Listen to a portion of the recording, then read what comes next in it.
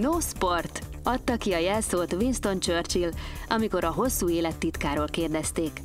Szandra ennek éppen az ellenkezőjét vallja, és ez hamarosan Serényi Zsolt számára is nyilvánvaló lesz. A TV Paprika szakácsa jó pár évig vízilabdázott, vagyis az uszodában otthonosan mozog. Ezért Szandra nem éri be azzal, hogy Zsolt csak úgy kedvére úszkáljon a medencében. Azt már nem. Van egy kis meglepetésünk számodra, Sera. Szandra, te mit rejtegetsz, ne haragudj? Ez titok.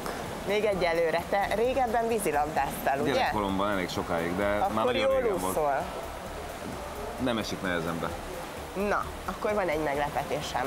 Ebben kellene úsznod. Ez egy szakácskabát. Így van. Hogy nehezembe essen. Hogy nehezedre essen, és hogy még több kalóriát éges. Ilyet csináltunk akkor is, amikor még rendszeresen úsztam, de...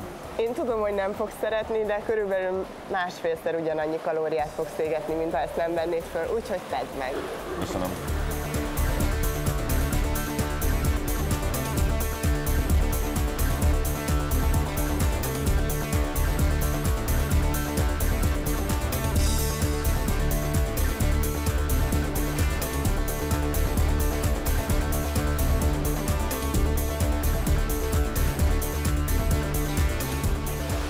Sera, elég volt már az úszás, ez kemény volt, úgyhogy irány a konyha. Na végre.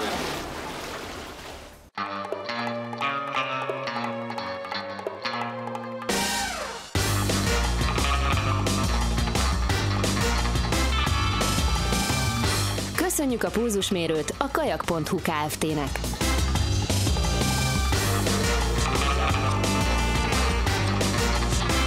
Köszönjük!